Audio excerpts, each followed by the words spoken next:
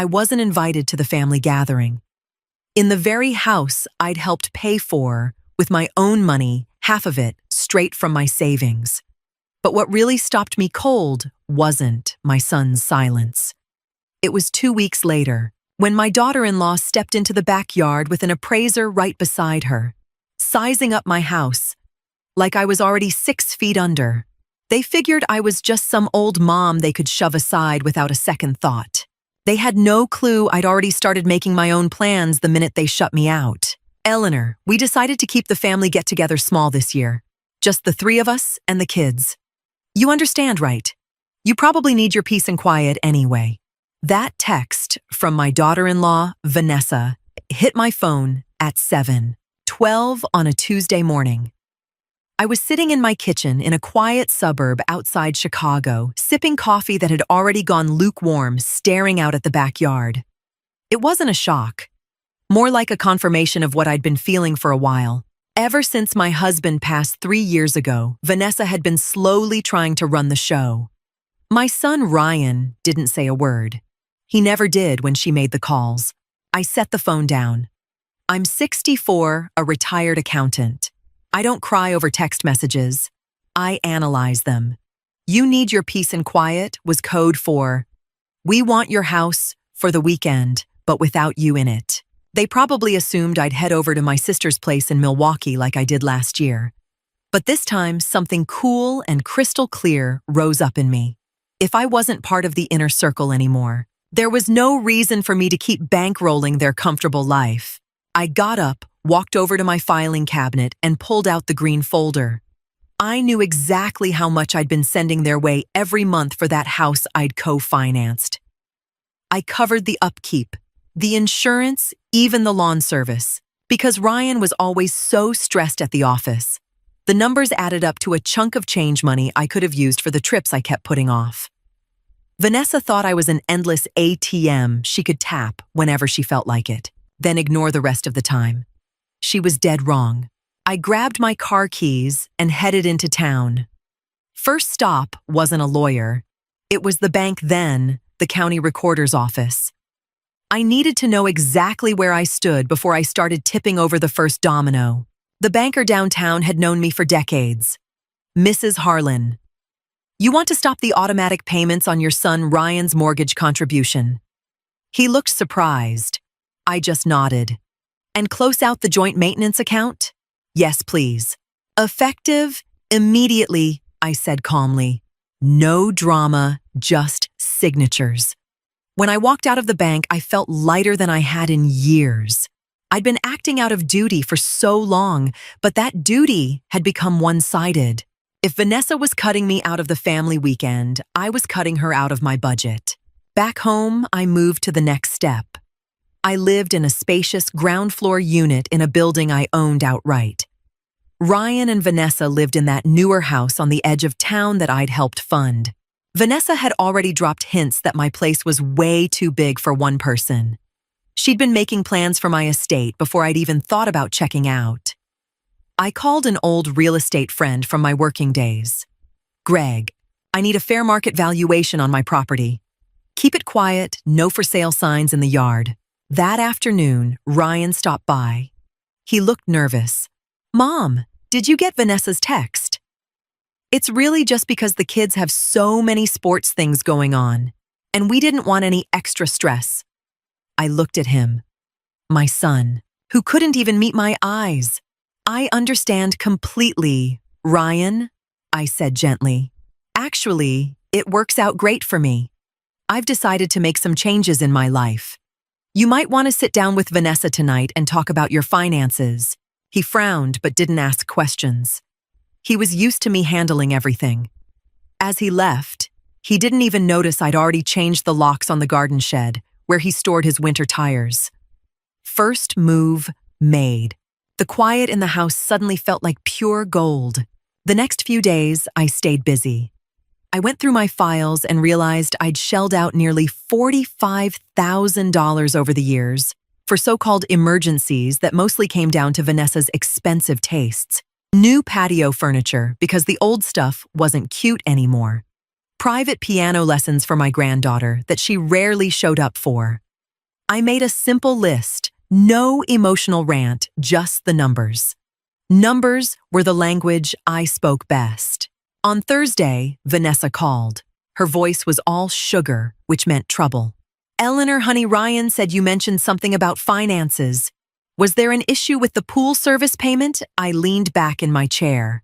No issue, Vanessa. I just stopped the payment. Since I'm not part of family life anymore, like you said, I figured it was only fair for you two to cover your own luxuries. There was a long pause. I could practically hear her biting her tongue. But Eleanor, that's not what I meant. The get-together was just this one time. She stammered. It's a choice, Vanessa. And I've made mine. I replied evenly. I hung up before she could say more. A minute later, I glanced out the big front window and saw my neighbor, Mr. Reynolds, a retired cop we got along with, walking his dog. I waved. He knew I'd need someone keeping an eye on the place while I was away. I'd decided to head up to a rental cottage on Lake Michigan for a couple of weeks, right during their family weekend. But first, I had an important meeting with my real estate guy. He already had a buyer interested in my house, ready to pay a strong price. A quick sale was possible since it was paid off. The idea of trading this big place for a smaller spot by the water was sounding better every minute. 2 weeks went by. I'd ignored every call and text from Ryan and Vanessa. I knew the pressure was building. Without my monthly help, things were getting tight for them. But I never expected them to be this bold. One Friday morning, I was having breakfast when I heard voices in the backyard. I stepped to the window and couldn't believe my eyes. There was Vanessa walking around with a guy in a gray suit holding a clipboard. They were circling the house, pointing at the roof and windows. They'd actually hired an appraiser to value my property. They probably thought they could declare me incompetent or pressure me into signing it over early. I opened the sliding door and stepped outside. Good morning, Vanessa. Who's your friend? I asked with a calm that clearly rattled her. She looked caught for a second, then flashed that winning smile. Oh, Eleanor, we just thought it'd be smart to know the value for insurance purposes. Ryan's worried about rising property prices. The man in the suit gave me an apologetic look. I'm Mr. Caldwell, property appraiser, he said shortly. I smiled at him. Mr. Caldwell, I'm afraid you're wasting your time. This house isn't for sale by anyone else, and my daughter-in-law has no authority over this property whatsoever. Vanessa went pale. Eleanor, don't be like that. We're just trying to help. I took a step closer. Help. By appraising my house behind my back, please leave, now. When they didn't move, I pulled out my phone and called Mr. Reynolds. He showed up at the side gate in seconds. He didn't have to say a word, his presence was enough. Mr. Caldwell apologized quickly and headed for the street. Vanessa glared at me with pure hate. You'll regret this, Eleanor. We're your only family. That's exactly the point, Vanessa, I said quietly. Real family doesn't shut someone out just to keep their money. She stormed off and I knew the war was officially on. But I held the stronger position. After the backyard incident, I knew I had to move fast. Vanessa wasn't the type to back down. I spent the weekend sorting through my personal things. I didn't want to haul big furniture, just what truly mattered to me. Everything else could go with the house. Monday morning, I met Greg again. I've got the purchase agreement ready, Eleanor, he said. The buyers are a young couple from Milwaukee. They want to move in right away and take it as is. Perfect. I signed the preliminary papers. We'd still need the notary, but the deal was locked. I kept a lifetime right to one of my smaller rental units up north that Greg also handled. While I was organizing the files, Ryan called. This time, I answered. He sounded desperate. Mom, what's going on? Vanessa says you threw her off the property. We've got bills we can't pay. The bank froze our account because we're overdrawn. My heart gave a little twist, but I stayed firm. Ryan, you're 38 years old. If you've set up your life to depend on your mother's money, that's on you, not me. He tried the guilt trip. But the kids. The get-together was just Vanessa's idea. And you stayed quiet, Ryan. Silence is agreement. I ended the call. I went down to the basement and shut off the main water valve to the in-law suite he used for storing his online business stuff. He didn't pay rent, but he sure used my utilities. I'd told him months ago to clear it out. Now I gave him 3 days. I texted him a photo of the locked basement door. No long explanation, just the date and time. I was surprised how calm I felt. It was the calm of a woman who'd finally stopped carrying everyone else's load. The 3 days flew by. Ryan never showed up to move his things. Instead, Vanessa sent a long, nasty email calling me vindictive and saying I was ruining my grandchildren's future. I didn't even finish reading it. I deleted it and kept packing. On the 4th day, a small moving truck from a hauling company pulled up. I'd hired them to clear the basement. Everything went into storage in Ryan's name, with me covering the first month. After that, the bills would go straight to him. Just as the crew was loading the last boxes, Ryan's car swung into the driveway. He jumped out Vanessa right behind him in full rage mode. "What are you doing? That's my stuff," Ryan shouted. He looked pale and exhausted. Vanessa charged toward me. "You old witch! This is theft." I stayed on the top step of the deck. "No, Vanessa. This is an eviction after the deadline passed. The items are safely stored. Here's the receipt and the storage address." I handed Ryan the paper. His hands were shaking. Vanessa started yelling again, but I cut her off with a raised hand. "Listen carefully. This house is sold. The closing was this morning. New people move in 2 weeks from now." The silence that followed was deafening. Vanessa stared at me like I'd just yanked the rug out from under her, which in a way I had. "Sold?" Ryan whispered. "But my inheritance." "You already spent your inheritance over the last 10 years, Ryan. In monthly checks and favors. Whatever's left is for my retirement." I turned around, walked inside, locked the door, and pulled the curtains. I could hear Vanessa outside tearing into Ryan for not doing anything. It was the last time her noise reached me. The next week was strangely quiet. No calls, no texts. They were probably lawyering up or looking for a way out that didn't exist. I used the time to prepare for my move up north. I'd found a bright little condo in an old captain's house on Lake Michigan.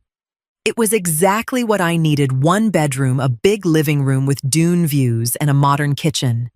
No yard to maintain, just a balcony for my herbs. I sold my old car and bought something smaller and more efficient. My whole life was getting simpler, cleaner, and more honest. One evening, my sister called from Milwaukee. "Eleanor, I heard what you did." Vanessa called me, crying her eyes out. I had to laugh. "And did you buy it?" "Of course not. I know you.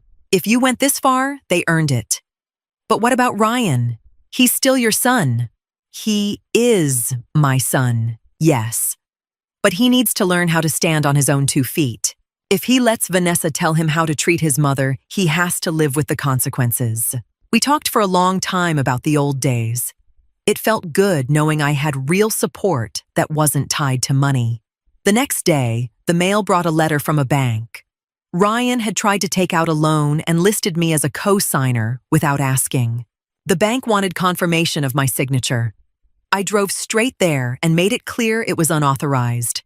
I didn't file charges, that wasn't my style, but I made sure my name was flagged so I could never be used as a guarantor again. Ryan had burned the last bridge himself. There was no going back. I didn't feel pity, just a deep disappointment at how little he really knew me. Moving day was a bright October afternoon. The truck was parked out front and 2 strong guys carried my few boxes out. The house looked empty and strange, even though I'd lived there almost 30 years. But it was just walls. The memories of my husband lived inside me, not on the paint. As I closed the last windows, I spotted Vanessa's car down the street. She was watching. She didn't get out. She didn't come closer. She just sat there while her safety net drove away. I walked to my car, set my purse on the passenger seat, and was about to climb in when Ryan came around the corner on foot. He looked awful. He stepped up to my window. "Mom, you're really leaving?" "Yes, Ryan. I told you I was. We canceled the family get-together," he said softly. "Vanessa and I just fight all the time now. She says it's your fault we might lose the house." I looked at him for a long moment. "I didn't put you in this spot. Your greed and lack of respect did. You tried to treat me like a resource you could mine. But I'm a person." He dropped his head. "Where are you going?" "That's none of your concern right now, Ryan. If you ever get to the point where you can see me as your mother instead of your backup bank, you can reach out through your aunt. Until then, I'd like no contact." I started the engine. He stood on the curb, looking lost. I drove away without checking the rearview mirror. As I crossed the city limits, I felt the weight lift off my shoulders. I owed nothing more to my past. I didn't owe anyone anything except myself. The 3-hour drive north got saltier with every mile, and my mind got clearer. My new condo was perfect. The landlord, an older guy named Captain Thorne, who looked like he'd spent his life on boats, was waiting for me. "Welcome to the North, Mrs. Harlan. Up here, the wind blows different, but it clears your head," he said, handing me the keys. He was right. For the first few days, I did nothing but walk. I strolled along the beach, watched the seagulls and the restless gray water. I bought fresh fish at the harbor and cooked for myself. It wasn't lonely. It was peaceful. I set up the place slowly. Every picture I hung, every dish I placed in the cabinet was my choice. I had my budget under control. The money from the house sale was safely invested. It would give me a comfortable retirement without ever having to ask anyone for a thing. After a couple of weeks, I sent my sister my new address with a note not to share it. I wanted time to settle in. Of course, mail started arriving soon enough. A handwritten letter from Ryan. No whining about money. Just that he'd moved out. He was living in a small apartment near his office now. He and Vanessa had split. I only just realized how much I let myself get twisted around. He wrote. I set the letter on the table. It was a start, but I wasn't popping champagne. Words had always come easy to Ryan. Actions would have to prove it. I didn't answer right away. I wanted to see if this new independence lasted longer than a few weeks. Instead, I stepped onto my balcony and breathed in the cold night air. I was proud of myself. I hadn't just saved my money, I might have saved my son a chance to grow a backbone. 6 months later. It was spring on Lake Michigan. The first wildflowers were blooming in the dunes and tourists were starting to fill the cafes. I was sitting at my favorite spot by the harbor, reading the paper. My life had found a new rhythm. I volunteered tutoring bookkeeping for young entrepreneurs in town and had a small circle of friends I played cards with regularly. That morning, I saw a familiar car pull into the parking lot. It was Ryan, alone. He'd tracked me down through my sister and I'd agreed to meet. He looked healthier, more grounded. He sat down. We didn't talk about Vanessa. We didn't talk about money. He told me about his job and how he was paying down his bank debts on his own. It's tough, Mom, but it feels better than before. I nodded. That's how it works, Ryan. Responsibility is the price of freedom. We took a long walk by the water. There was no big, tearful reunion, no dramatic scene, just two adults learning to meet each other as equals. He stayed overnight at a nearby inn and drove back the next day. He didn't ask for money, and I didn't offer any. As his car disappeared over the horizon, I knew I'd done the right thing. If I hadn't pulled the emergency brake back then, we both would have sunk, I financially and him as a man. Now here I stood, a 65-year-old woman with her feet planted firmly in the northern sand. My home was small. My accounts were mine alone, and my boundaries were ironclad. I turned and headed back to my captain's house. I still had plenty ahead of me, and the wind was at my back. I wasn't just someone's mother or mother-in-law anymore. I was Eleanor, and I had finally come home.